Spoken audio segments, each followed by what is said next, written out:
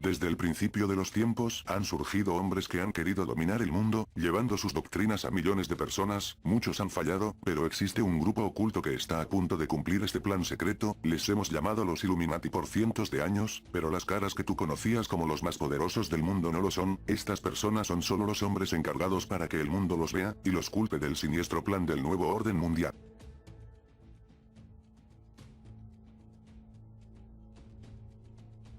Existió en el pasado un lugar donde las personas más influyentes del mundo antiguo se unieron, hombres con conocimiento de los antiguos rituales egipcios, aristócratas romanos con gran sabiduría intelectual y descendientes de emperadores romanos, una hermandad babilónica de sacerdotes con grandes conocimientos en rituales ocultistas, y por último una dinastía cáchara, los llamados Házaros, o los falsos judíos, un caldo de cultivo para una élite que hasta nuestros días controla el mundo. Todas estas culturas, todas estas sabidurías ocultistas del mundo antiguo se unieron en este lugar, en la llamada Serenísima República de Venecia, y fue allí que nació la verdadera élite que controla al mundo actual, la denominada nobleza negra. Esta élite veneciana afirmaba que la esclavitud era necesaria y que unos nacieron para gobernar y otros para ser gobernados. Los venecianos y su élite, desarrollaron la economía como ningún otro estado, militarmente fueron conocidos como el Arsenal, la más poderosa tropa militar naval del mundo en esa época, desarrollaron sistemas de espionaje y servicios secretos, todo esto gracias a la unión de conocimientos antiguos de las diferentes culturas que se unieron en dicho territorio, estaban adelantados al mundo y planeando su control total el cual aún llega hasta nuestros días.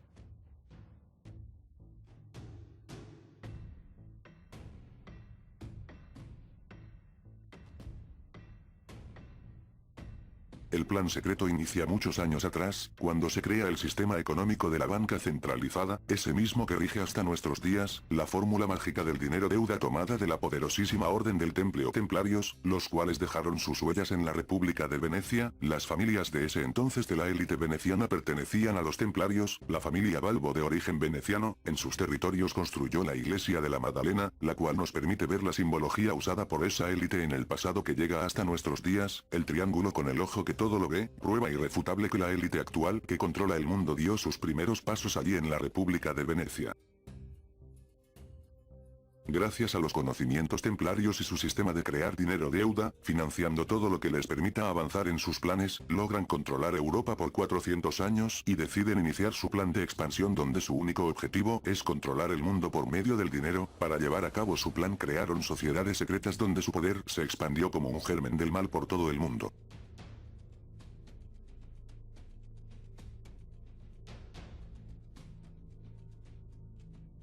La élite veneciana vio en Ámsterdam, el lugar perfecto para ampliar su poder, por ese entonces no existían aún en relevancia apellidos como Rothschild o Rockefeller, pero sí apellidos como Cecil o Cavendish entre otros, la verdadera élite que ha planeado el control mundial desde tiempos pasados, y que veremos más adelante dónde están sus miembros hoy en día. Fue así como estas élites venecianas empezaron a emigrar hacia el norte, hacia Ámsterdam, que geográficamente tenía similitudes con la antigua República de Venecia. Este desplazamiento de la élite veneciana se llevó a través de guerras provocadas, donde lograron derrocar al poder que controlaba los Países Bajos, todo por medio de su método más eficaz, el derramamiento de sangre. Así la élite de Venecia llegó a Ámsterdam con su famosa banca central pero con visibles mejoras, una de ellas era que el banco ya no prestaba dinero deuda al gobierno, sino que los banqueros manejaban el gobierno, una fusión que determinaría la historia humana hasta nuestros días. Fue esa la manera más eficaz con la que pudieron eliminar la soberanía de los países, ya que ellos eran el nuevo gobierno. También crearon la bolsa de valores de Ámsterdam donde la especulación con bonos y acciones se volvió pieza fundamental para su poderío económico.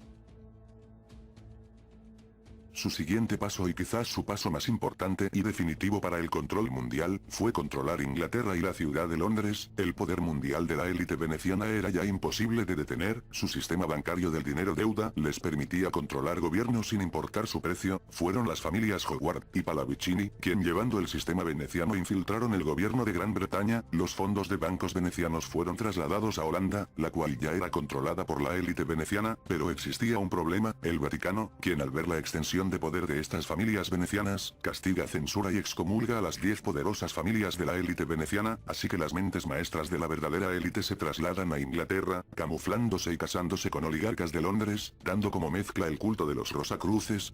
La República de Venecia y todos sus métodos de usura con el dinero deuda se trasplantaron a Inglaterra, donde se consolidaron y crearon las sociedades más importantes para el control mundial, los jesuitas con el objetivo de infiltrar el Vaticano y controlarlo, la masonería con el objetivo de acabar con el cristianismo e infiltrar todo estamento político, asimismo como el verdadero grupo de los Illuminati y su sociedad secreta, con el objetivo de encubrir a la masonería en sus grados más altos.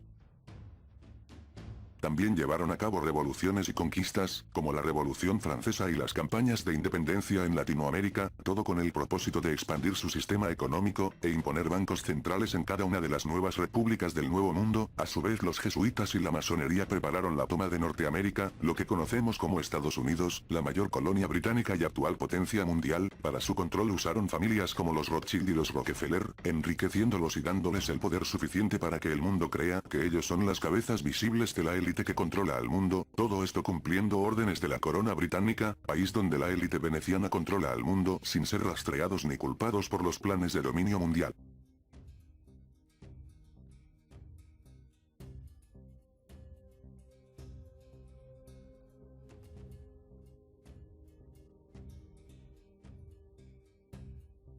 Para lograr más influencia mundial, un grupo de las más poderosas familias venecianas, entre ellas la familia Contarini, crean en secreto una orden para infiltrar el Vaticano, la denominada Compañía de Jesús, los que actualmente tienen bajo control el Vaticano, los jesuitas, gracias al liderazgo del militar Ignacio de Loyola consiguen infiltrar el Vaticano, logrando que los jesuitas fueran una nueva orden religiosa dentro del Vaticano que se expandió a todo el mundo, funcionando como una red de informantes eficaz y oculta, que siguió sirviendo en secreto a la élite veneciana. Cabe resaltar que es la organización más poderosa en el mundo actualmente, y que controla el Vaticano y a la familia Rothschild, recibiendo órdenes de la élite veneciana y sus linajes.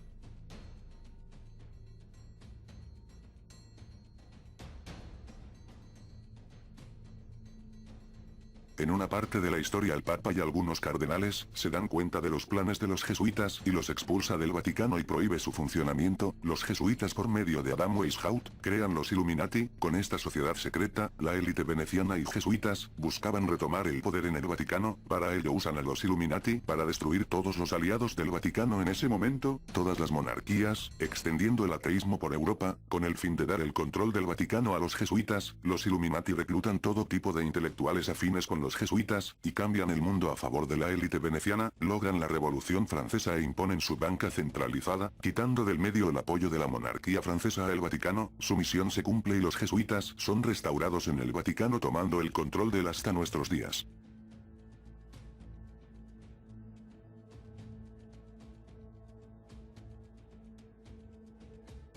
La élite veneciana ya instalada en Londres, crea 4 logias denominadas en grupo la Gran Logia de Londres. El 24 de junio de 1717, se reúnen las 4 logias y crean la masonería. Esta nueva sociedad secreta, la crean con el fin de infiltrar todos los estamentos de poder, y la hacen que funcione como una religión, donde sus integrantes rindan cuentas a un supremo, creando cargos de jerarquías que funcionan como una religión ocultista. En la actualidad la masonería está en todos los países y todos sus políticos deben ser masones, funcionando como una red de poder que rinde cuentas a la élite veneciana instalada en Londres y en otras partes específicas de Europa.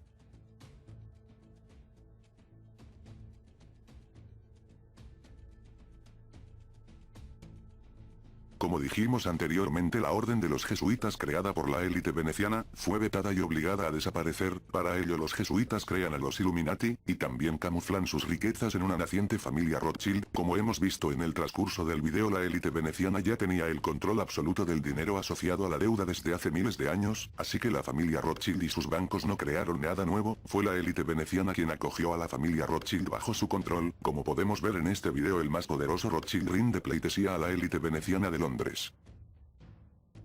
Los por entonces vetados jesuitas escogieron a la familia Rothschild para camuflar su riqueza, ya que los Rothschild tenían cierto conocimiento de la banca centralizada, y usaron a la familia Rothschild y al por entonces joven Mayer Amser Rothschild para ocultar sus riquezas, ya que el veto del Vaticano no llegaría a esta familia Rothschild por tener orígenes judíos. No podían incautar las riquezas jesuitas si las traspasaban a los Rothschild por ser judíos. Es así que la familia Rothschild crece en relevancia mundial, gracias al dinero de los jesuitas y por ende al de la élite veneciana.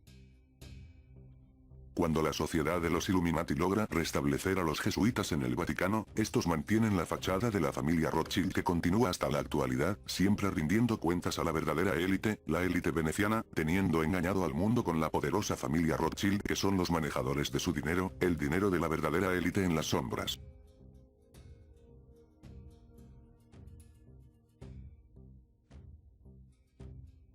La élite veneciana en cabeza de los Pallavicini y los Cecil, cuando tomó el control de Londres y del Vaticano, emprendió su control mundial, financiando las campañas libertadoras en el continente americano. La colonia más grande de Inglaterra es Estados Unidos, la actual potencia mundial, diseñada por la élite veneciana. Después de su control de Londres, algunos países se niegan al sistema bancario centralizado, en este caso es el presidente de Estados Unidos Abraham Lincoln quien decide imprimir su propio dinero, no aceptando la banca de la élite veneciana, que por ese entonces ya tenía como fachada a la familia Rothschild. La banca Rothschild decide usar a uno de los suyos en Estados Unidos, a John D. Rockefeller, financiando la construcción de la Standard Oil, absorbiendo todo el poder y el mercado financiero, sin tener aún un banco central en Estados Unidos. Después del asesinato de Abraham Lincoln, es enviado un hombre perteneciente a la élite veneciana, Jacob Schiff, con las instrucciones de comprar en Estados Unidos un banco, uniéndose con la familia Rockefeller ya instalada y con poderío económico en América del Norte, logrando así la instauración de la banca centralizada y el control absoluto de Estados Unidos por la élite veneciana.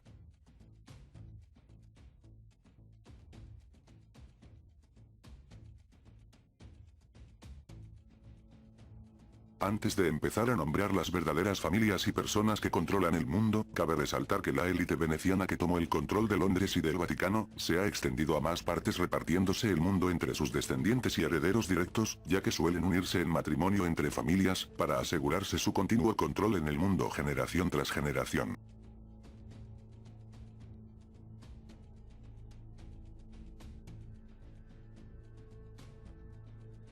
Esta familia desciende de los fundadores del antiguo Imperio Romano. Esta poderosa familia tuvo dos papas en el Vaticano, el Papa Anastasio I y el Papa Pascual I. En el siglo XVI los Massimo eran la familia más rica de Europa gracias a la banca de la República de Venecia. En la actualidad son una de las familias que controlan al mundo, son dueños de la corporación que llaman el Vaticano, el verdadero lugar donde se tienen las llaves de esta realidad en la que vivimos. En el Vaticano existe una orden llamada los Caballeros de Malta, que están a cargo en realidad del príncipe Carlo Massimo. Comparten su control en los jesuitas con las demás familias de la élite veneciana. La familia Massimo tiene gran poder en Suiza, su representación en el Vaticano es la Guardia Suiza, que tiene leyes explícitas para cuidar y guardar el dinero de la familia Massimo en Suiza y el Vaticano. Su miembro más poderoso es el príncipe Fabrizio Massimo Brancaccio, es quien controla la mafia siciliana. En el barrio Brancaccio, fue donde se creó la Cosa Nostra, quien paga a familia Massimo poderosas sumas de dinero. Uno de sus trabajadores más importantes es Amancio Ortega, uno de los multimillonarios más ricos del planeta. Siempre camuflan su dinero en otras personas para que no se les rastree, pero la conexión entre los Massimo y Ortega sale a la luz con sus tiendas de ropa Massimo Dutti. La familia Massimo es el núcleo de la nobleza veneciana o nobleza negra, ellos son los principales dueños de la Santa Sede, y del Papa llamado el Máximo Pontífice o Massimo Pontífice, ese es su representante ante el mundo. El Palacio Massimo tiene un subterráneo secreto que conecta con el sótano del Vaticano, del que se desconoce muchas cosas, grandes poderes residen allí, a cargo de la familia Massimo.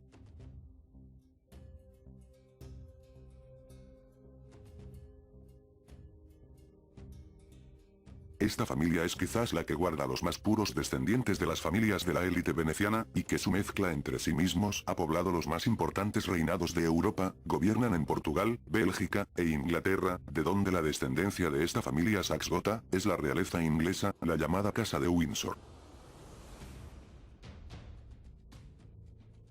Tienen poder actual sobre los Rothschild y sus bancos mundiales. La ciudad de Londres es su más preciado tesoro, ya que fue uno de los movimientos claves de la élite veneciana para tomar el control mundial. Ninguna decisión de esta élite se toma sin antes consultar con la corona británica. Todas estas familias actúan en grupo, uniendo Londres y el Vaticano como sus centros de operación. Sus más representantes figuras en la actualidad son la reina Isabel II, la persona que más ha reinado de esta élite antigua, y el duque Felipe de Edimburgo, quien es el gran maestre de la logia de Inglaterra, que como vimos son los precursores de la masonería, su red de poder a nivel mundial.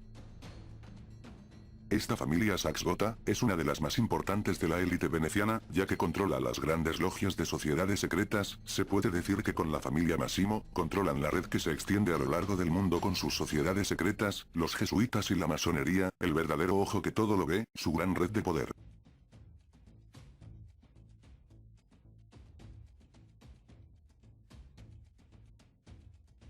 Esta familia Farnese viene desde la antigua Roma, y son quienes imponen realmente a el Papa Negro, o sea al líder de los jesuitas, controlan el Vaticano directamente y a la Compañía de Jesús o llamados los jesuitas, ya que su despacho en Roma es la Iglesia de Jesús, quien tiene el nombre Farnese en la entrada con el logo de los jesuitas. Tener el control de los jesuitas es tener parte de control del mundo, es la mejor agencia de inteligencia del mundo con fachada de orden religiosa, controlan al Papa Negro, al primer general de los jesuitas, que en la actualidad es Arturo Sosa, un gran líder de esta familia Farnese, fue en el pasado el Papa Pablo III. En la actualidad, la familia Farnese tiene dos vertientes, una es los duques de Luxemburgo, descendencia de la familia Farnese, el gran duque Enrique de Luxemburgo es el actual líder de dicha vertiente, financia sociedades secretas que aún permanecen en la actualidad creados por la élite veneciana. La segunda vertiente de descendientes de la familia Farnese, son los Borbón Sicilia, una combinación nacida cuando España invadió Italia. Actualmente el príncipe Carlos de Borbón Sicilia, es el jefe de la línea sanguínea de los Farnese, es quien tiene el control total sobre los jesuitas en la actualidad. Están viendo a uno de los hombres más poderosos del mundo, superior al poder del Papa, al que controla por medio de los jesuitas.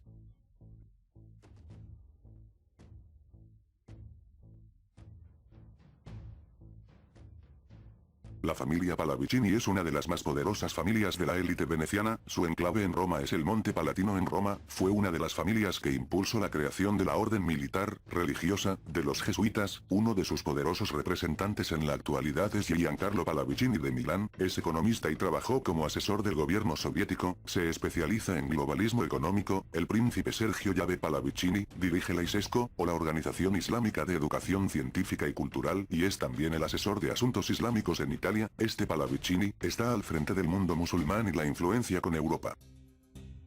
La familia Pallavicini es propietaria de Pallavicini Immobiliarie, una empresa multimillonaria de desarrollo inmobiliario, también de Global Wealth Management, una firma financiera internacional, y de Rotafarm, una gran farmacéutica.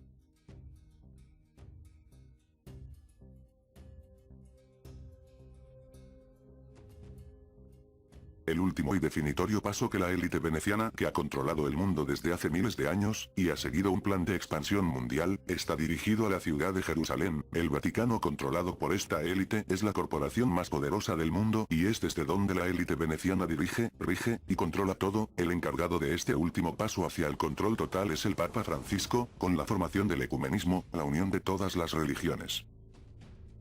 La élite veneciana dará su movimiento final haciendo el gran acuerdo entre judaísmo, cristianismo e islam. Para eso está trabajando el Papa Francisco, para un acuerdo entre las tres religiones monoteístas. Así la verdadera élite podrá construir en el monte Sión el gran templo, donde aparecerá un supuesto Mesías que unirá las tres religiones monoteístas, y el caos creado por ellos mismos para depurar la sociedad será detenido, quedándose con los individuos que serán sus esclavos, y quizás el verdadero artífice de este plan desde el inicio de la humanidad, sea humano o no, gobierne el nuevo orden mundial, como el gran Mesías.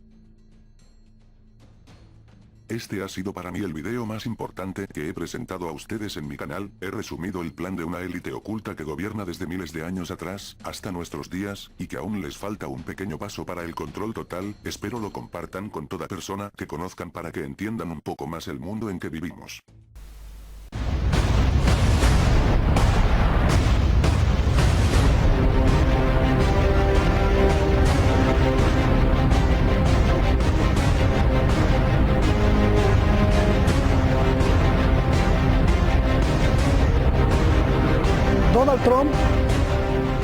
Donald Trump ordenó el acuerdo del siglo para alcanzar la paz entre Israel y Palestina. Se ha filtrado que quizá en los próximos días se anuncie oficialmente. Pero, ¿qué hay detrás del famoso acuerdo del siglo? ¿Es en realidad la paz la que preocupa a Estados Unidos? ¿Por qué están tan interesados en que Jerusalén al-Quds sea su capital eterna e indivisible y jamás soltar lo que apuntan como el templo de Salomón? ¿Acaso las profecías gobiernan en Washington? ¿Su poder, su dólar y su obsesión terrible por gobernar Tierra Santa dependen de ello? Soy Roberto de la Madrid y esto, la denuncia, el coraje por la denuncia, es detrás de la razón.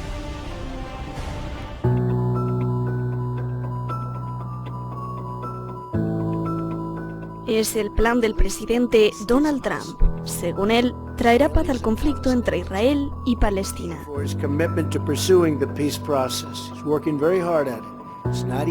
Lo redacta este señor, el yerno y asesor principal de Trump, Jared Kushner. También lo redactan dos astutos abogados de las empresas de Donald Trump, Jason Greenblatt y David Friedman, quien además es el embajador de Estados Unidos para Israel, que curiosamente todos son extremistas de derecha en Estados Unidos que han dado dinero a los asentamientos israelíes sobre Palestina. Aunque es secreto, se ha filtrado que el acuerdo establecerá lo siguiente: los palestinos controlarán menos de la mitad de Cisjordania ocupada. Los asentamientos ilegales de Israel en la ocupada Cisjordania serán legales. Israel controlará el Valle del Jordán y de las fronteras con Jordania. En caso de que haya Estado palestino, será sin fuerzas armadas. Los palestinos perderán el derecho de regresar a sus tierras. Los palestinos recibirán fuerte apoyo financiero para el desarrollo en Gaza. La capital del Estado palestino será el barrio periférico de Abu Dis. Y lo más controvertido, Jerusalén será la capital única e indivisible de Israel. Los palestinos abandonarán Jerusalén Este, al-Quds. Y entonces así poder construir encima el tercer templo de Salomón, una obsesión que el primer ministro de Israel confiesa y confirma.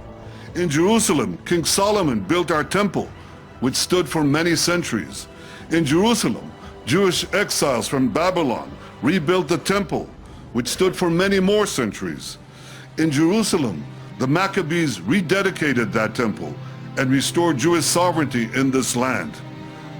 And it was here in Jerusalem, some 2,000 years later, that the soldiers of Israel spoke three immortal words: Hal Habayit Be'adenu, the Temple Mount is in our hands, and God bless Jerusalem, the eternal, undivided capital of Israel. Baruch atah Adonai, Eloheinu melech haolam. A Trump le gusta llamarlo el acuerdo del siglo, pero los palestinos le llaman la bofetada del siglo. Dicen que es una trampa. فالمؤامرة التي بدأت بوعد بلفور لم تنتهي بعد. وإذا مر ذلك الوعد المشؤوم فلن تمر صفقة القرن. Los palestinos lo único que quieren es que se reconozca el Estado palestino con las fronteras establecidas en 1967 y que su capital sea Jerusalén Este, al-Quds, cuestión que el acuerdo del siglo de Trump borraría del mapa. Las señales indican que Estados Unidos revelará muy pronto el plan. En los últimos meses, los emisarios de Trump y el primer ministro de Israel han visitado ciertos países árabes de la región para voltearlos contra los palestinos.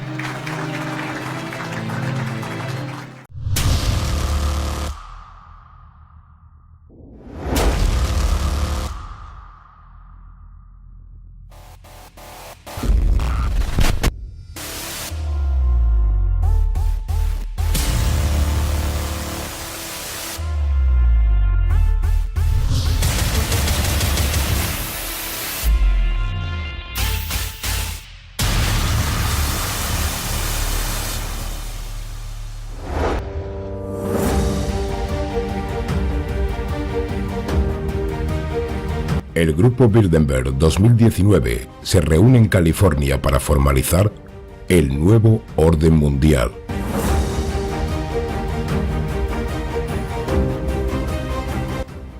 El mundo, de nuevo, enfrentará la reunión del Grupo Bilderberg, donde se discutirá una nueva agenda que deba constituirse para el nuevo orden mundial. Ellos representan a un gobierno mundial fantasma que controla cada decisión que toman los gobiernos de los diferentes países. Este grupo de personas están decidiendo sobre nuestro futuro y adaptar nuestro destino a sus propios intereses. Planifican de este modo, con una agenda preestablecida y secreta, los temas que se tocarán.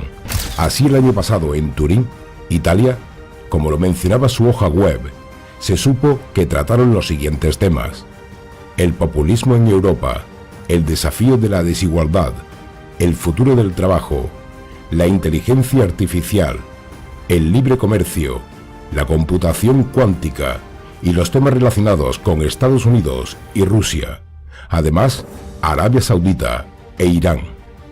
De momento, esos son los conocidos. Los desconocidos nunca lo sabremos, simplemente esperaremos a que pase el tiempo.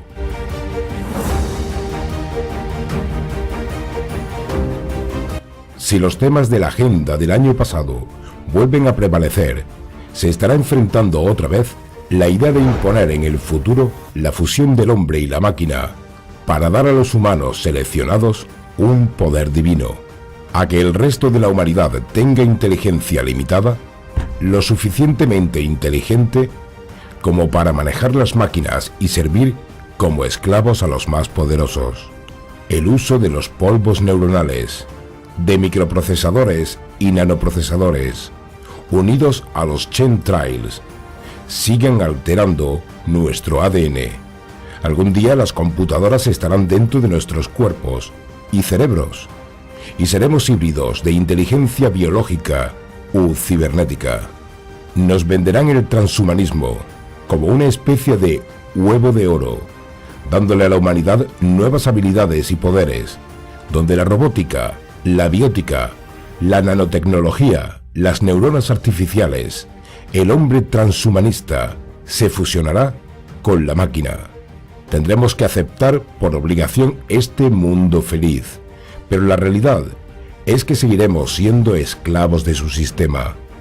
De vuelta con el tema de la reducción de la población, pues la cantidad de personas en el planeta se ha duplicado en estos últimos 50 años. Y que pueda ser a través de una gran pandemia, la aparición de nuevos virus que puedan infectar y contagiar más rápidamente en ciudades demasiado pobladas, que sean con las herramientas de ingeniería genética, para que se pueda desatar las bacterias o virus asesinos y diseñados a medida. Estaremos viéndolo por primera vez con Candida auris, que comienza a ser un problema mundial de salud. Como se menciona en el vídeo de Planeta Snack 2, ya lo dijo el informador, virus mortal propagado.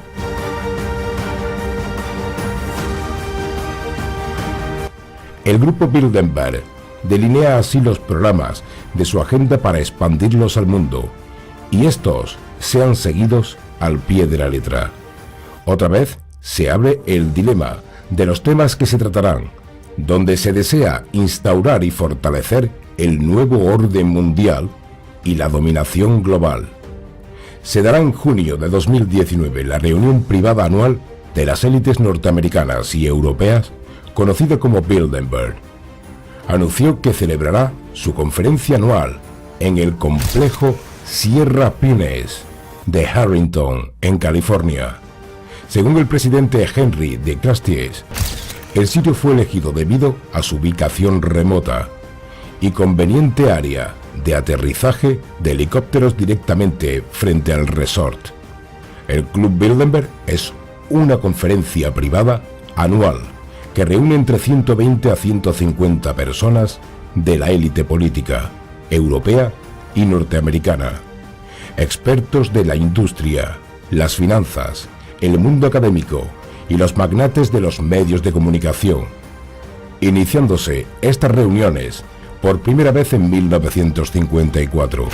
Según algunos, el grupo Bilderberg es el comité de liderazgo del Consejo de Relaciones Exteriores, el FMI, el Banco Mundial, la Comisión Trilateral, la Unión Europea y los poderosos banqueros centrales de la Reserva Federal, Jean-Claude Trichet del BCE y Mervyn del Banco de Inglaterra Rey.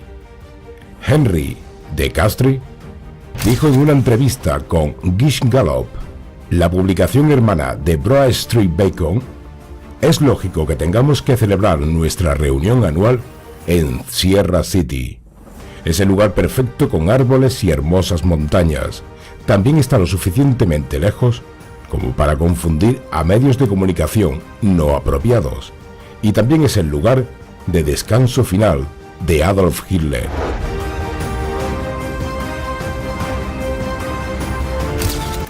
En tanto que Sky Wolford, experto local del grupo Bilderberg en debate argumental, en contrasentido, aseveró que Jim Gallop, que es el grupo Bilderberg, es ahora un gobierno mundial en la sombra, que amenaza con quitarnos el derecho de dirigir nuestro propio destino, creando una realidad perturbadora que perjudica al bienestar público.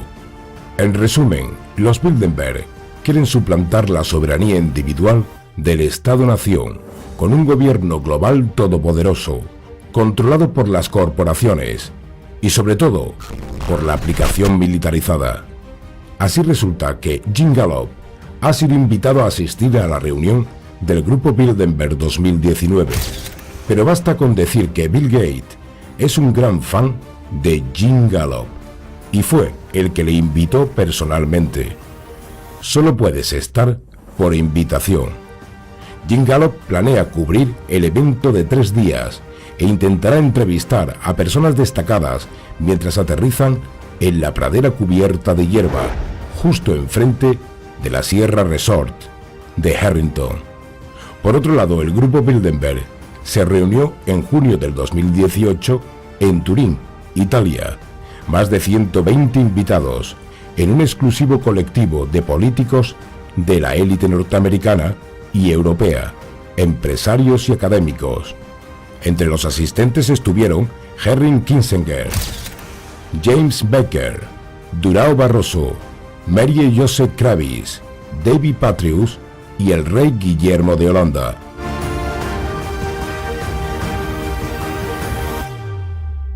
La agenda de ese año, como se menciona anteriormente, fue el populismo de Europa, la seguridad, el trabajo del futuro, las noticias falsas, el mundo posverdad, la inteligencia artificial, la ciberseguridad, Rusia y demás. Cabe hacer notar de las decisiones que se tomaron en esa reunión, en tanto que se permitió la entrada a los periodistas de los medios de comunicación, muchos de los cuales han sido arrestados por intentar obtener información sobre las discusiones y conclusiones a las que llegaron. Según Daniel Stulin, experto del grupo Bilderberg, dijo en esa ocasión que los participantes son los títeres de un gobierno mundial en la sombra, que tiene como objetivo quitarnos nuestro derecho a dirigir nuestro destino, creando una realidad inquietante que representa una amenaza para el bienestar público. Imagínese un club privado donde los presidentes, primeros ministros, banqueros, internacionales y generales se reúnen, donde los supervisores se aseguran que todos se lleven bien y donde las personas que dirigen las guerras, los mercados europeos y americanos, dicen lo que nunca se atreven a decir en público.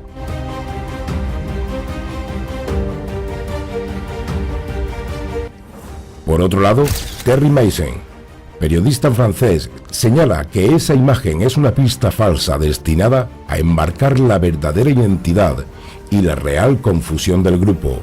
El Bilderberg es una creación de la OTAN, donde su objetivo es convencer a los líderes y manipular a través de ellos, y la opinión pública para llevarla a aceptar los conceptos y acciones de la Alianza Atlántica. Sí, en realidad están dentro de la OTAN.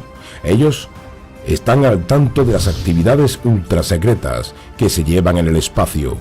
¿Estarán preparando acaso la idea de la revelación de que no estamos solos en el mundo? Y si tal vez ellos saben de que el fenómeno ovni es real y tangible y que ya desean que se sepa para mantener el control de la humanidad. Así el grupo Bilderberg maneja la idea del nuevo orden mundial. De todos modos, la agenda está lista en esos días de junio de 2019 para promover sus ideas expansionistas y, por supuesto, también las reduccionistas. Pero realmente, ¿qué sabemos de los que gobiernan al grupo Bilderberg? Quizás no sean como nosotros, ¿no crees?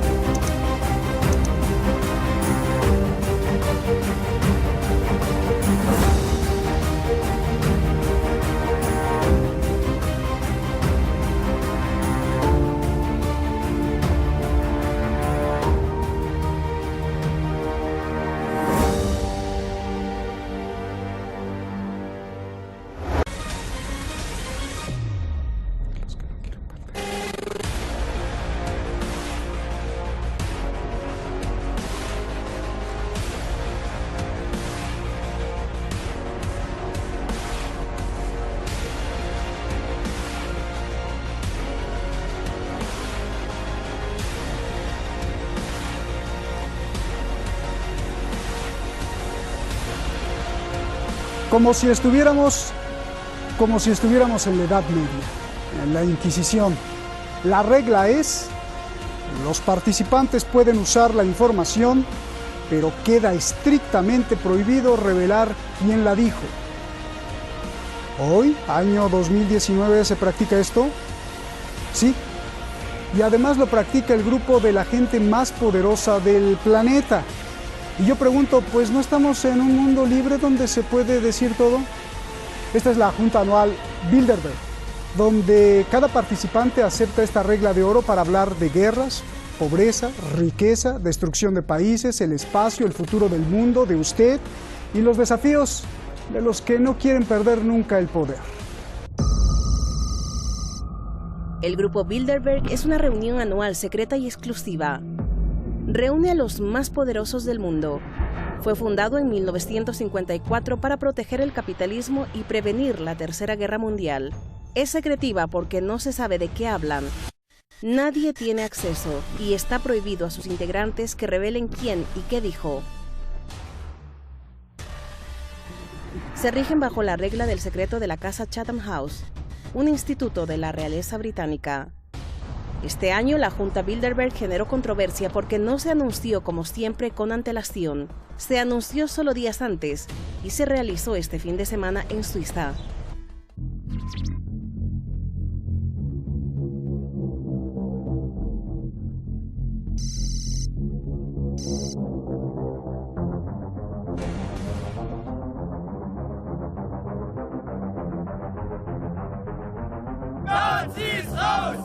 Año tras año, miles de activistas protestan porque unos cuantos deciden el futuro del mundo.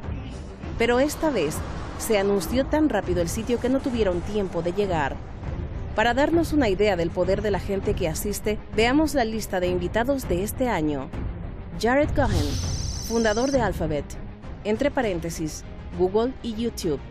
Satya Nadella, director de Microsoft. Henry Kissinger, quien ha decidido las políticas de Estados Unidos por años. Ana Botín, presidenta de Banco Santander y directora de Coca-Cola. Jared Kushner, asesor presidencial de Estados Unidos. Sunny Menton, editor del The Economist. José Manuel Barroso, presidente de Goldman Sachs. Ursula von der Leyen, ministra de Defensa de Alemania. Lars Finsen, director de inteligencia de Dinamarca. Patrick Pouyanné, presidente de la petrolera Total. Mark Tucker, presidente del Banco del Mundo HSBC y director de Goldman Sachs. Gerard Seiler, Warner Music Television y CNN. Darren Walker, presidente de la Fundación Ford. Guillermo, rey de Holanda, quien estudia cómo controlar el agua mundial. Reid Hoffman, fundador de LinkedIn. Patrice Kane, director de productos de belleza y cosméticos de la gigante L'Oréal y presidente de la fábrica de armas Talt. Y Jens Stoltenberg, secretario general del ejército más poderoso del mundo, la OTAN. Todos ellos entre 130 billonarios, jefes de Estado, científicos, banqueros, petroleras, académicos, dueños de medios de comunicación y millonarios de todo el mundo. La Junta informó oficialmente los temas a tratar. China. Rusia. Conquista del espacio. Inteligencia artificial. El futuro del capitalismo, el futuro de Europa, el cambio climático, la utilización de las redes sociales como arma y como tema estelar, Irán.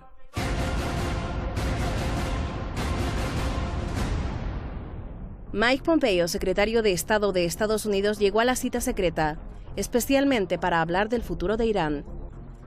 Una pregunta es: ¿qué tiene que ver el líder de productos cosméticos del mundo con un director de películas, un fabricante de armas, un director de la CIA y un banquero?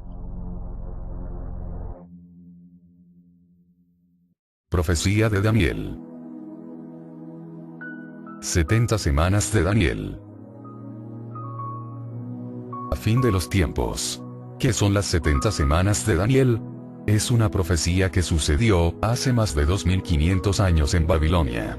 Un profeta llamado Daniel, un cautivo de la tierra de Israel, tuvo una revelación. El ángel Gabriel le reveló a Daniel de qué manera su nación, Israel, su pueblo, los judíos, y su ciudad santa, Jerusalén, desempeñarían un papel central en los planes de Dios para la humanidad. Estos tienen un papel principal en el reloj profético de Dios e Israel se convertiría en el centro de atención mundial.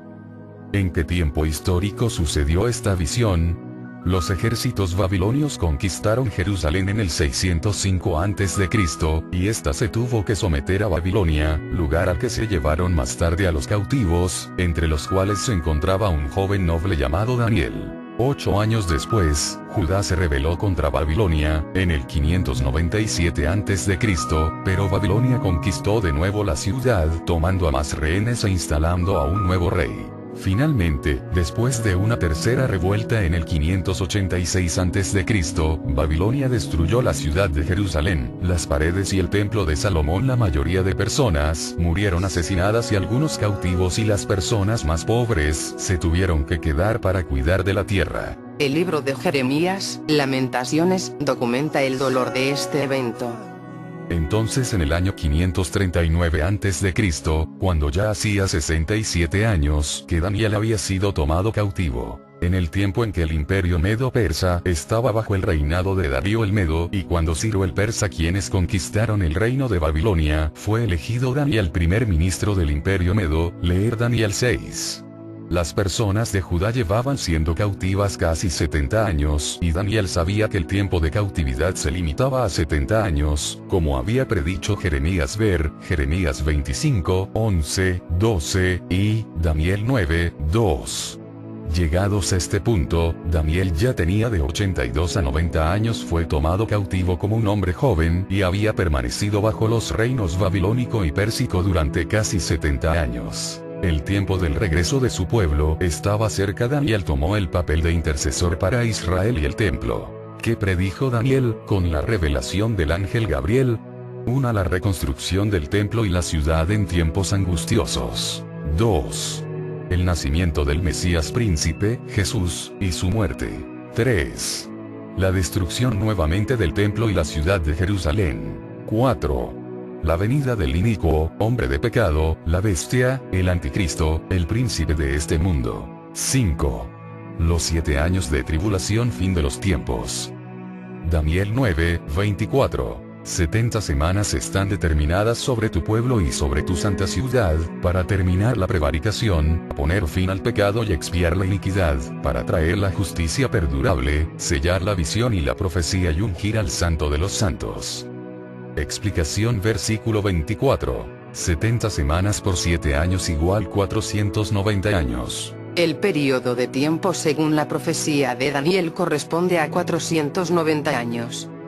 Un periodo de 490 años para el pueblo, los judíos, y la santa ciudad, Jerusalén, para que la obra de Dios se haga visible, para terminar la prevaricación, poner fin al pecado, expiar la iniquidad, para traer la justicia perdurable, sellar la visión y la profecía, ungir al santo de los santos. Daniel 9, 25. Sabe, pues, y entiende, que desde la salida de la orden para restaurar y edificar a Jerusalén hasta el Mesías príncipe, habrá 7 semanas, y 62 semanas. Se volverá a edificar la plaza y el muro en tiempos angustiosos.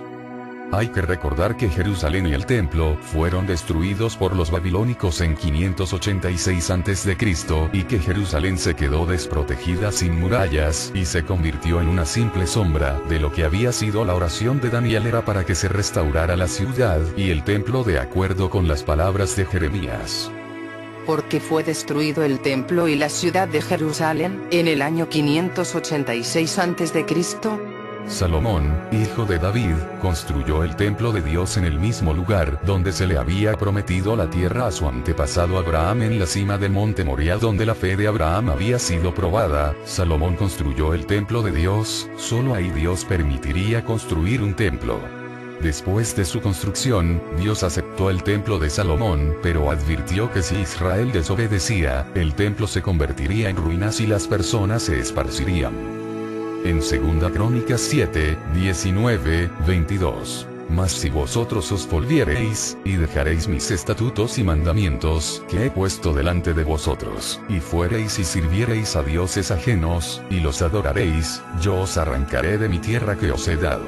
Y esta casa que he santificado a mi nombre, yo la arrojaré de mi presencia, y la pondré por burla y escarnio de todos los pueblos. Y esta casa que es tan excelsa, será espanto a todo el que pase, de modo que dirá: ¿por qué ha hecho así Jehová a esta tierra y a esta casa? Y se responderá: por cuanto dejaron al Señor Dios de sus padres, que los sacó de la tierra de Egipto, y han abrazado a dioses ajenos, y los adoraron y sirvieron.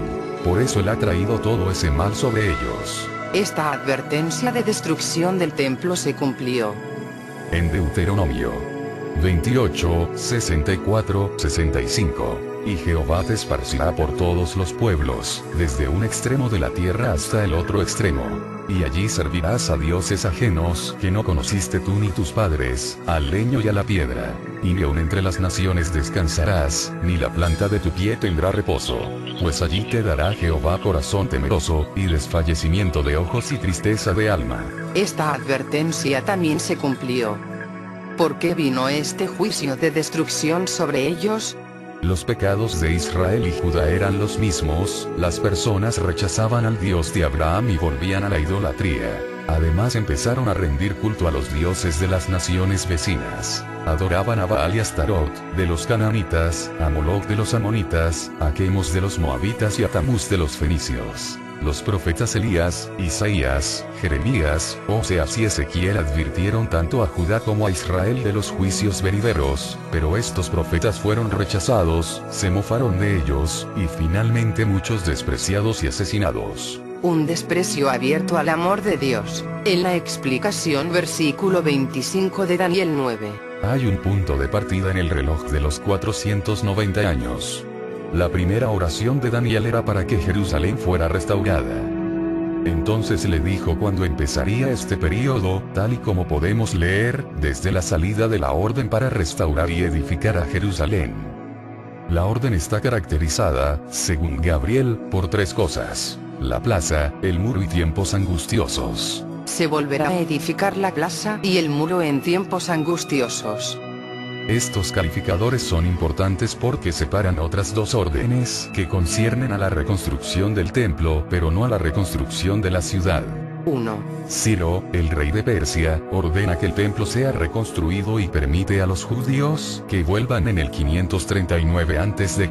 ver en Esdras 1, 1, 11.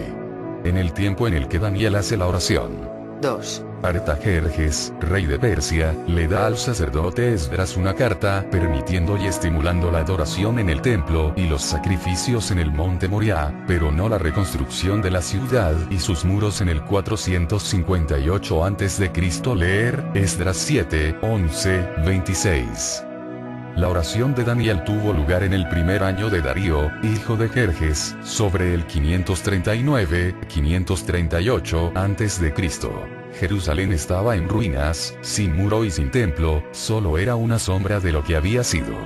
El reloj empieza con la orden de la reconstrucción de Jerusalén, más en concreto, del muro y de la plaza, 93 años después de su oración. En el libro de Nehemías, encontramos un registro de dicha orden. Nehemías era el copero de Artajerjes, rey de Persia, y 94 años después de que Daniel hubiera orado por la restauración de la ciudad de su pueblo, él también compartía esta preocupación por el estado de Jerusalén. Leamos Nehemías 2, 1, 5, 8, verso 1. Sucedió en el mes de Nisán, en el año 20 del rey Artajerjes, que estando ya el vino delante de él, tomé el vino y lo serví al rey. Y como yo no había estado antes triste en su presencia. Verso 5. Y dije al rey: si le place al rey, y tu siervo ha hallado gracia delante de ti, envíame a Judá, a la ciudad de los sepulcros de mis padres, y la reedificaré. Verso 8. Y carta para Asaf, guarda del bosque del rey, para que me dé madera para enmaderar las puertas del palacio de la casa, y para el muro de la ciudad, y la casa en que yo estaré. Y me lo concedió el rey, según la benéfica mano de mi Dios sobre mí. La orden se dio entre marzo y abril del 444 a.C.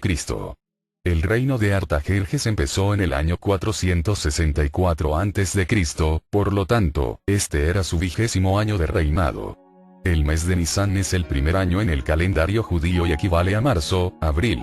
El reloj de Dios empezó con la orden del rey de Persia. Línea de tiempo. Año 586 AC. Destrucción de Jerusalén y el templo, cautividad del pueblo en Babilonia. Año 539 AC. Oración de Daniel, orden por parte de Ciro para reconstruir el templo y los judíos regresen a Jerusalén. Esdras 1:11.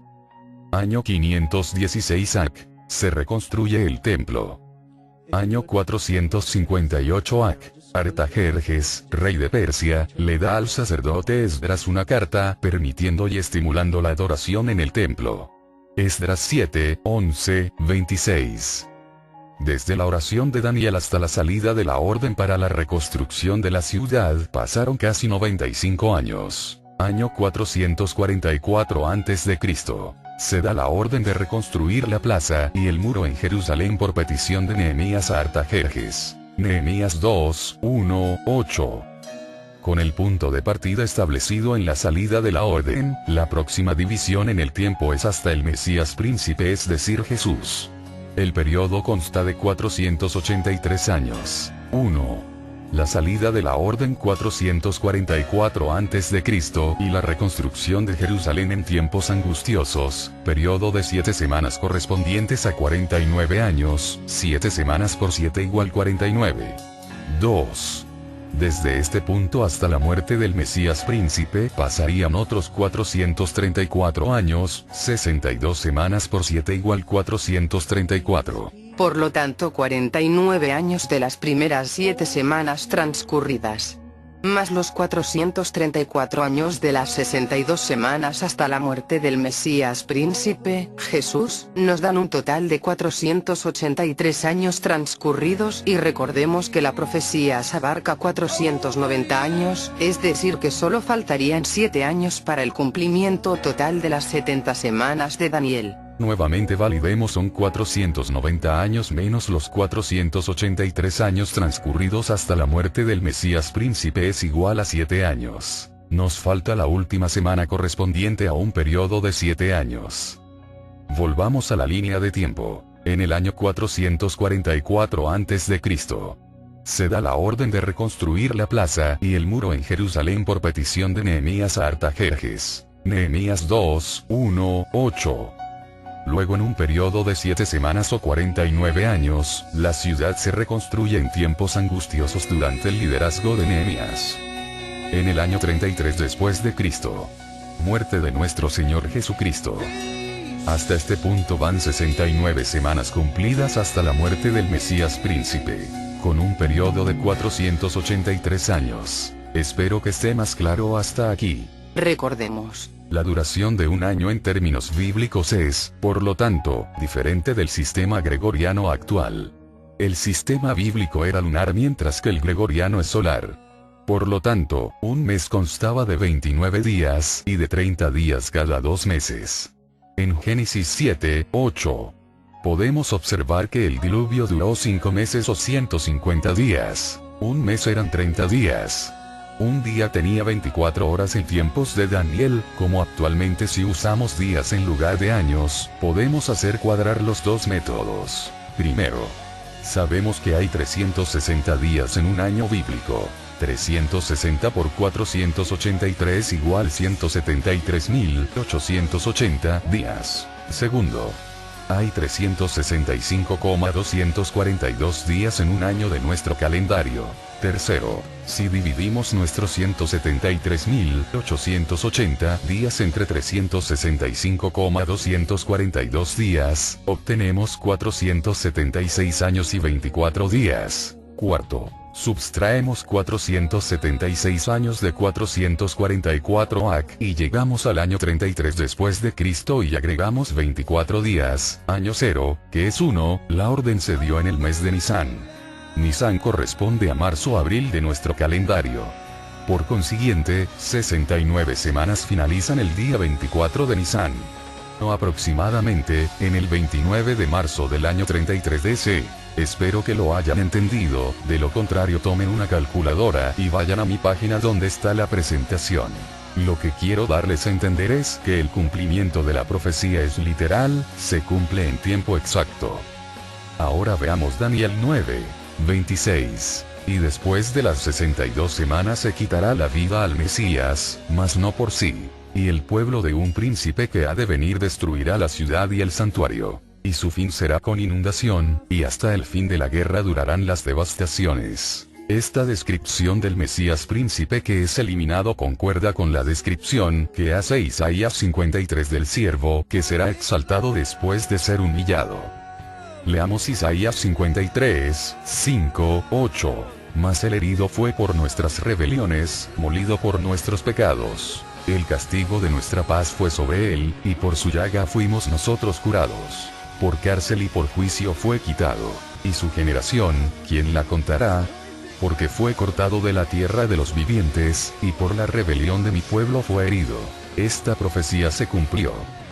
También Dios hace una promesa, leamos Zacarías 12, 10, y derramaré sobre la casa de David, y sobre los moradores de Jerusalén, espíritu de gracia y de oración. Y mirarán a mí, a quien traspasaron, y llorarán como se llora por hijo unigénito, afligiéndose por él como quien se aflige por el primogénito. Esta profecía está por cumplirse. Después de la muerte del Mesías, se destruiría Jerusalén y el templo nuevamente. Desde la perspectiva de Daniel, estamos viendo la futura destrucción de Jerusalén después de la restauración, que la llevará a cabo el pueblo de un príncipe que ha de venir. En el año 70 después de Cristo, el general romano Tito, hijo del emperador Vespasiano, sitió Jerusalén y destruyó la ciudad y el templo. Hoy en la ciudad de Roma, un monumento de casi 2000 años, el Arco de Tito, conmemora la victoria de los ejércitos romanos sobre Jerusalén. En los relieves del arco están los tesoros que se llevaron de Jerusalén, incluida una escultura de oro de la menora, cogida del segundo templo. Se dice que el pueblo de un príncipe que ha de venir destruiría la ciudad y templo. La historia verifica lo que pasó después. El ejército romano desmontó el templo judío literalmente piedra por piedra para buscar oro fundido del templo quemado. Roma asesinó a más de 1 millón de judíos en el 70 después de Cristo. Josefo, un general judío y cautivo romano, fue testigo de estos eventos que más tarde relató en su libro, Las Guerras Judías. Los romanos hicieron que el pueblo judío se dispersara por todo el mundo con el fin de que no hubiera más sublevaciones. Las maldiciones de Deuteronomio 28, 64, 65 y de Segunda de Crónicas 7, 19, 21 se habían cumplido, ya que Israel era esparcido por toda la tierra y el templo era destruido. Se repite nuevamente la historia. Volvamos a la línea de tiempo. En el año 444 a.C. se da la orden de reconstruir la plaza y el muro en Jerusalén por petición de Nehemías a Artajerjes. Nehemías 2, 1, 8. Esta es la salida de la orden. 7 semanas o 49 años, la ciudad se reconstruye en tiempos angustiosos durante el liderazgo de Nehemías. En el año 33 después de Cristo. Muerte de nuestro Señor Jesucristo. En el año 70 después de Cristo. Tito con sus tropas romanas destruye Jerusalén y el templo reconstruido en el tiempo de Nehemías. En Daniel 9, 26, el hecho de que se le quitará la vida al Mesías ocurrió en el 33 DC, a lo cual siguió la destrucción de la ciudad del templo, llevada a cabo por el pueblo de un príncipe que ha de venir. Aquí se menciona a este pueblo, que eran los romanos bajo el imperio de Tito en el 70 después de Cristo, pero también se dice que hay un príncipe que ha de venir. Este pueblo y este príncipe están unidos, pero a la vez separados en el tiempo. El pueblo que destruiría Jerusalén y el templo estaría formado por descendientes del príncipe futuro, el cual sería a su vez un descendiente de los que destruyeron Jerusalén, los romanos. Es decir que de Europa y Roma sale el anticristo. Que Israel y el templo hubieran sido destruidos eran señales de la desobediencia de Israel. Sin embargo, el reloj profético se detuvo en la semana 69 cuando se le quitó la vida al Mesías, después de la cual tenían que venir las desolaciones hasta la semana 70, ya que, tal y como dijo Gabriel, hasta el fin de la guerra durarán las devastaciones. Veamos las consecuencias de las devastaciones. Jerusalén se tenía que encontrar en un estado de devastación desde el año 70 esparcido por el mundo hasta el fin. Aunque, llegados a este punto solo habían pasado 69 semanas en el reloj. Roma se convirtió en el Imperio Bizantino y su control sobre Jerusalén cayó con la invasión de los ejércitos musulmanes en el 638 después de Cristo. Durante los siguientes 1300 años, los musulmanes controlaron Jerusalén y las tierras de Israel. El Islam empezó en el 610 después de Cristo, cuando Mahoma dijo haber recibido revelaciones del Dios de Abraham, Isaac y Jacob. Afirmaba haber viajado hasta Jerusalén en una visión nocturna y haber ascendido hasta el cielo desde la cima del monte Moriah para encontrarse con los profetas que había antes de él. Después de que los ejércitos del Islam hubieran conquistado la ciudad de Jerusalén, construyeron la cúpula de la roca, también conocida como Mezquita de Omar, situada encima del monte Moriah, donde había estado el templo hasta el 688 desde hoy. La cúpula de la roca es el tercer lugar más sagrado para el Islam. El mismo pacto de la promesa de que habría una diáspora para el pueblo judío, tenía otra parte en la que se aseguraba un día en el que éste se volvería a unir. Deuteronomio 30, 4, 5. Aun cuando tus desterrados estuvieren en las partes más lejanas que hay debajo del cielo, de allí te recogerá Jehová tu Dios, y de allá te tomará. Y te hará volver Jehová tu Dios a la tierra que heredaron tus padres, y será tuya. Y te hará bien, y te multiplicará más que a tus padres. Gabriel le dijo a Daniel: hasta el fin, durarán las devastaciones. Dios le prometió a Israel un día en el que lo volvería a unir. La nación judía de Israel se formó en mayo de 1948 después de que los nazis alemanes no consiguieran su propósito de exterminarlos. La nación judía se formó de las personas que quedaron después de la dispersión romana 1900 años antes. La unión del pueblo judío es uno de los eventos más profetizados en las Escrituras.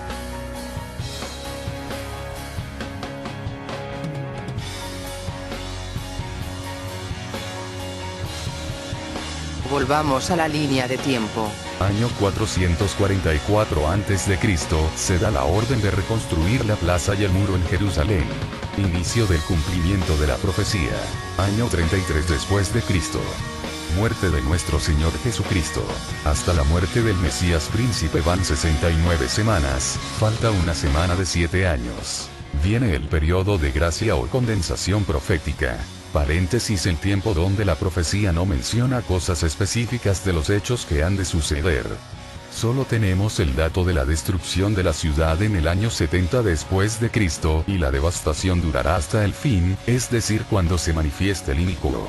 Falta el cumplimiento de los últimos 7 años.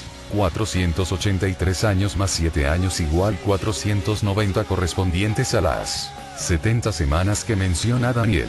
Leamos Daniel 9, 27. Y por otra semana confirmará el pacto con muchos. A la mitad de la semana hará cesar el sacrificio y la ofrenda.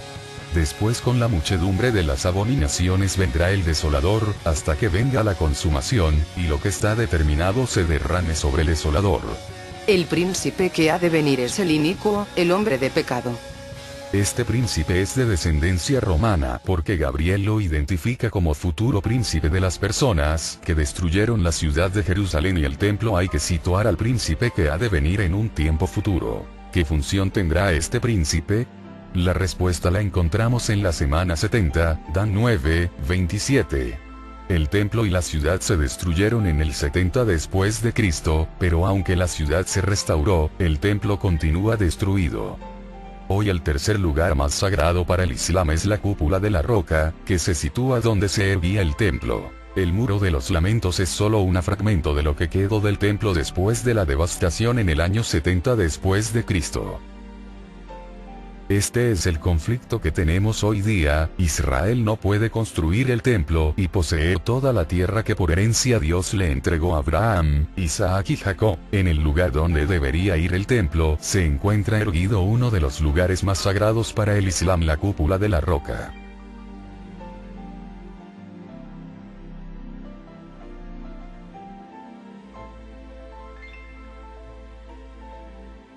se nos dice que él confirmará, que el príncipe que ha de venir hará un pacto para poner en marcha el sistema sacrificio, de culto, que se detuvo cuando los ejércitos romanos destruyeron el templo.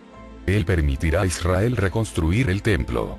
El príncipe que ha de venir usará el poder político, militar, económico, religioso para traer paz al mundo bajo el lema del nuevo orden mundial: paz y seguridad. Dios solo permitió una ubicación para la construcción del templo: la ciudad de Jerusalén, en la cima del monte Moriah. El monte del templo está ahora ocupado por la cúpula de la roca. Mahoma afirmaba haber ascendido desde el monte Moriah hasta el cielo, donde se encontró con Jesús, Moisés y Abraham, y donde, según él, Dios le mostró cuál era el método de adoración adecuado para los musulmanes. En Zacarías 12:3 nos dice la palabra del Señor: y en aquel día yo pondré a Jerusalén por piedra pesada a todos los pueblos. Todos los que se la cargaren serán despedazados, bien que todas las naciones de la tierra se juntarán contra ella. En Ezequiel 37:21, y les dirás: así ha dicho Jehová el Señor: he aquí, yo tomo a los hijos de Israel de entre las naciones a las cuales fueron, y los recogeré de todas partes, y los traeré a su tierra.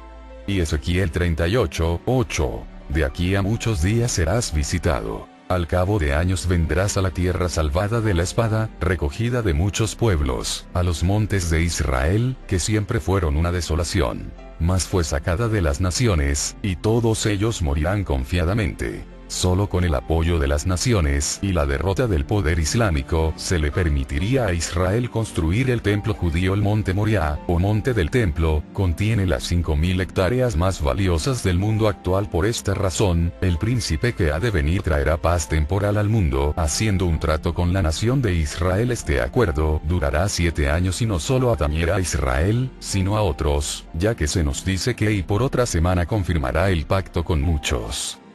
Juzguen las siguientes imágenes por ustedes mismos. Si Dios fue tan exigente con su pueblo en temas concernientes a la idolatría, ¿cree usted que Dios ha cambiado y es más permisivo? ¿Está de acuerdo Dios con la blasfemia de hoy día y con el ecumenismo?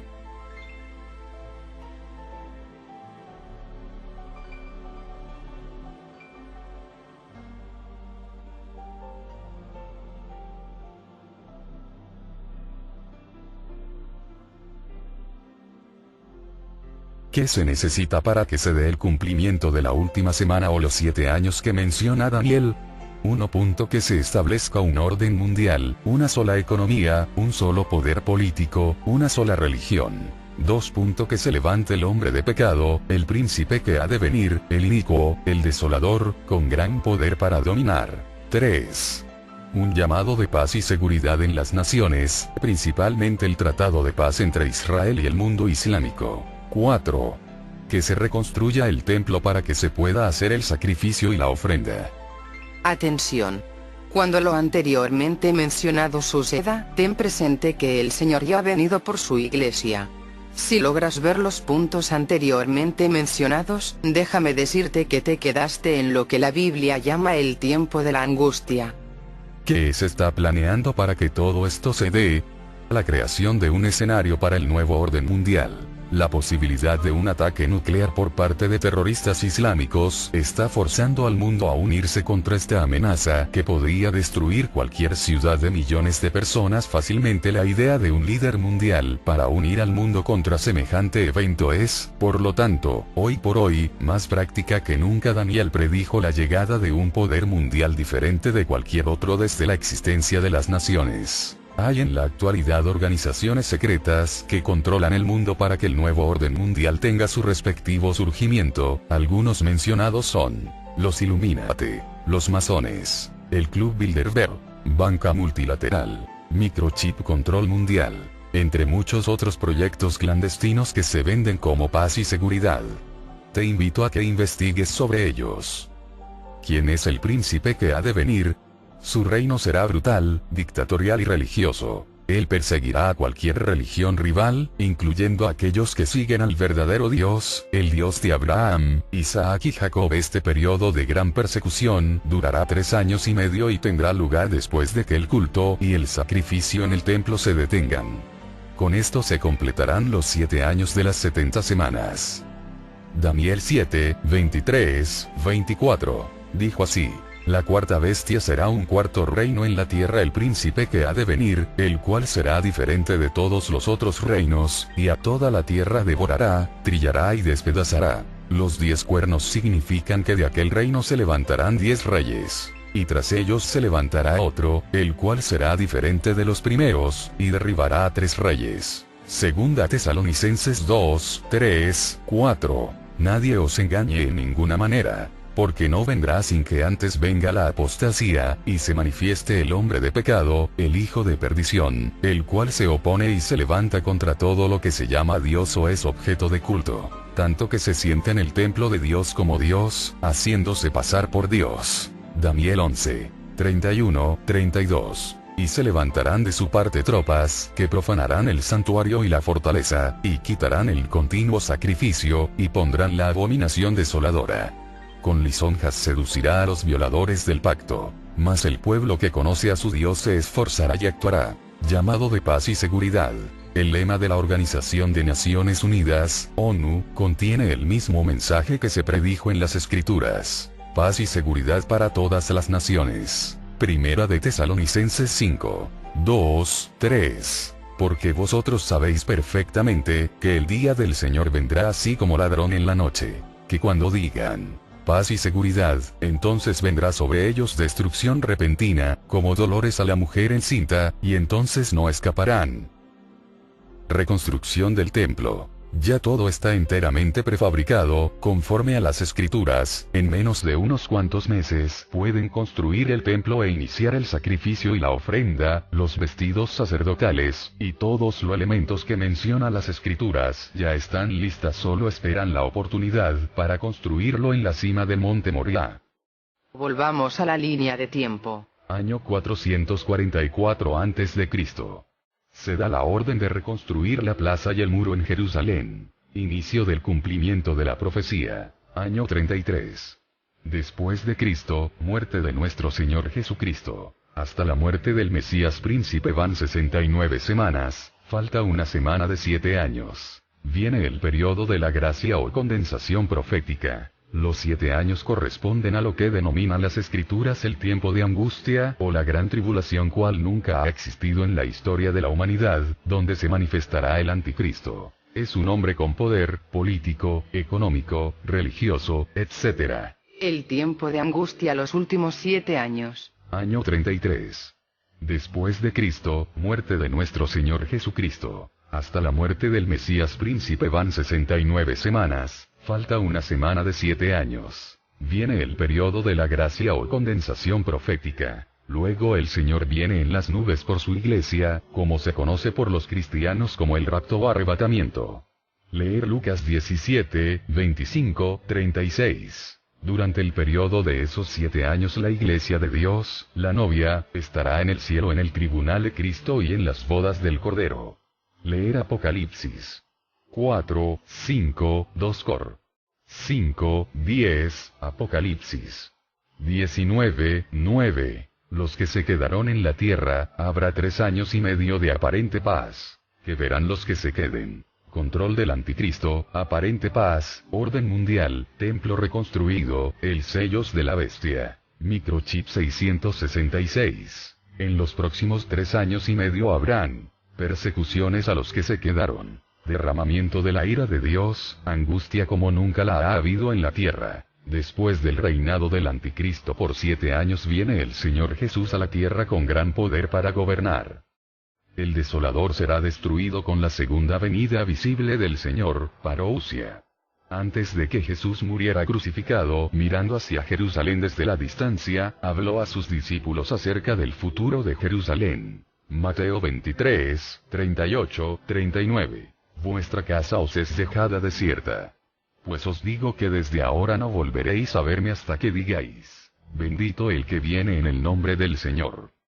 Daniel 7, 13, 14, 21, 22. Verso 13. Miraba yo en la visión de la noche, y vi que con las nubes del cielo venía uno como un hijo de hombre. Vino hasta el anciano de días, y lo hicieron acercarse delante de él. Verso 14. Y le fue dado dominio, gloria y reino, para que todos los pueblos, naciones y lenguas lo sirvieran. Su dominio es dominio eterno, que nunca pasará, y su reino es uno que nunca será destruido. Verso 21. Y veía yo que este cuerno hacía guerra contra los santos y los vencía. Verso 22. Hasta que vino el anciano de días, y se hizo justicia a los santos del Altísimo. Y llegó el tiempo, y los santos recibieron el reino. Apocalipsis 19, 11, 21. Y vi a la bestia, a los reyes de la tierra y a sus ejércitos, reunidos para guerrear contra el que montaba el caballo, y contra su ejército. Y la bestia fue apresada, y con ella el falso profeta que había hecho delante de ella las señales con las cuales había engañado a los que recibieron la marca de la bestia, y habían adorado su imagen. Estos dos fueron lanzados vivos dentro de un lago de fuego que arde con azufre. Y los demás fueron muertos con la espada que salía de la boca del que montaba el caballo, y todas las aves se saciaron de las carnes de ellos. Hoy hay una luz de esperanza para su vida. El Señor nos dice en su palabra: el que tiene oídos para oír, oiga lo que el Espíritu dice a las iglesias. Es necesario empezar un tiempo de reconciliación con el Señor. En cualquier momento puede venir por su iglesia, y si no se ha dejado preparar, le aseguro que se va a quedar en el tiempo de mayor aflicción y angustia que nunca en la historia se ha vivido.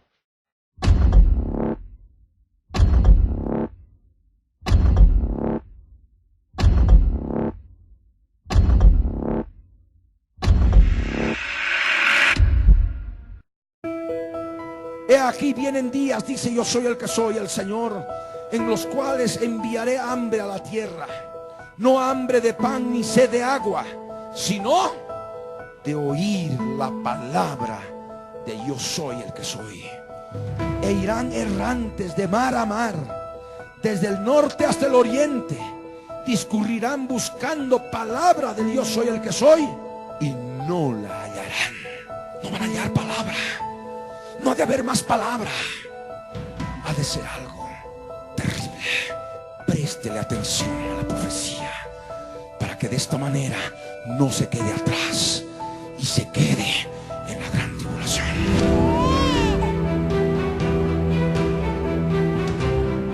A la mitad de la semana hará cesar el sacrificio y la ofrenda. ¿Quién lo hace? El desolador, que ha de entrar a Jerusalén con la muchedumbre de las abominaciones. Es el Abadón, es el destructor, es Gog, el rey de las langostas, el ángel del abismo, el destruidor de naciones.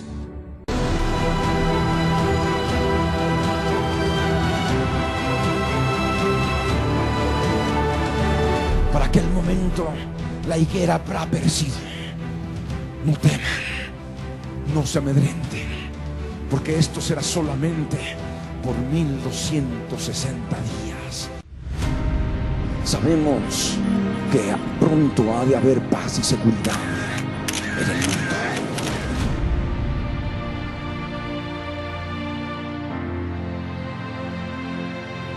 Y es en ese periodo de tiempo, de la última semana, los últimos 7 años, que se ha de poder ver en forma palpable de qué manera se sella la visión y la profecía.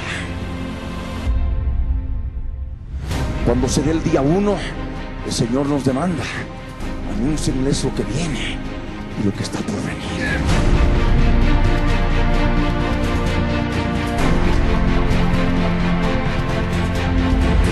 Cuando se empieza a construir el tercer templo, debemos tocar trompeta. Y que el Señor mismo, con voz de arcángel, con voz de mando, con trompeta de Dios, ha de descender del cielo. El día grande del Señor, el día grande y temible, día de oscuridad, día de tiniebla. También lo reciben como Dios, se postran delante de Él, le entregan el ejército de Israel, luego lo llevan en andas al tercer templo, en hombros ponen la abominación desoladora, está allí en el lugar santo. A causa de tus riquezas se ha enaltecido tu corazón.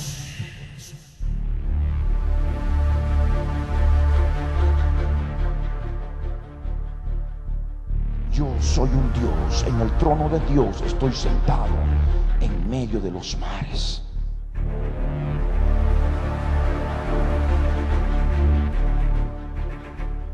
Por tanto, así ha dicho: yo soy el que soy el Señor. Por cuanto pusiste tu corazón como corazón de Dios, por tanto, he aquí yo traigo sobre ti extranjeros. Tú hombre eres y no Dios, en la mano de tu matador. Al sepulcro te harán descender y morirás con la muerte de los que mueren en medio de los mares. De muerte de incircuncisos morirás por mano de extranjeros. Yo he hablado, dice: yo soy el que soy el Señor.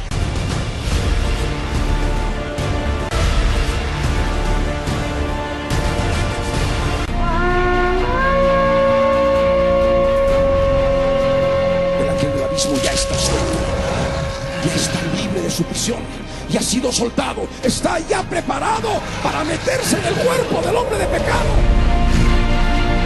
Destruirá a los fuertes y al pueblo de los santos. ¿Quién es ese pueblo de los santos? A los que destruyen el resto de la descendencia. Sabemos que si nos matan, resucitaremos y viviremos delante de Él por los siglos de los siglos.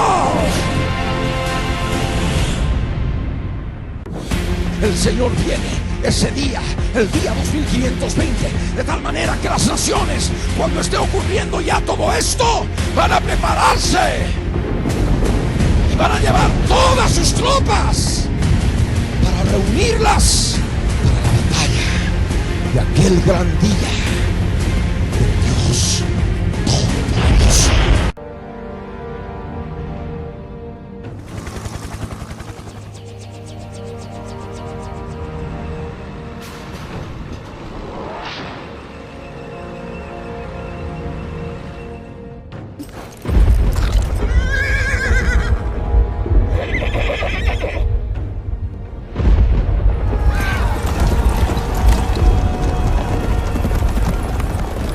Delante de Él temblará la tierra, se estremecerán los cielos, el sol y la luna se oscurecerán, y las estrellas retraerán su resplandor.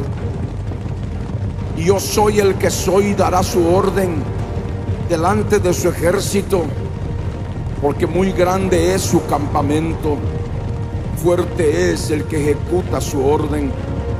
Porque grande es el día de yo soy el que soy, y muy terrible.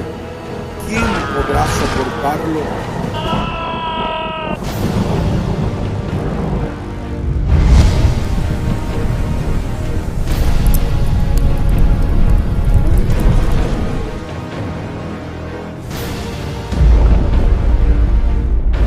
Por eso pues ahora dice: yo soy el que soy.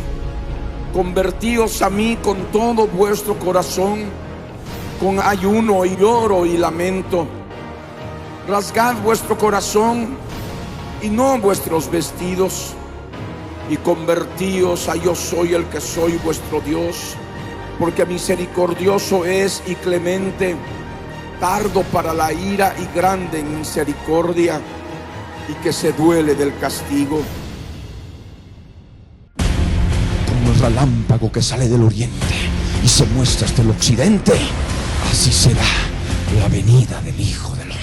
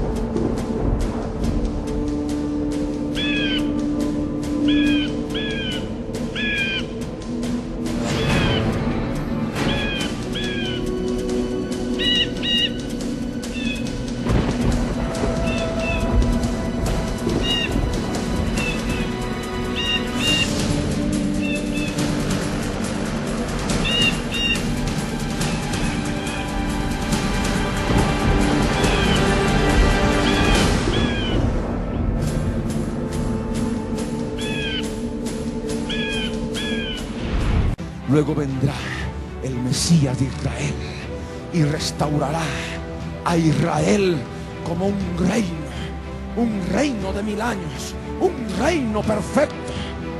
Y Él mismo será su Dios. Bienaventurados los que sin ver creyeron.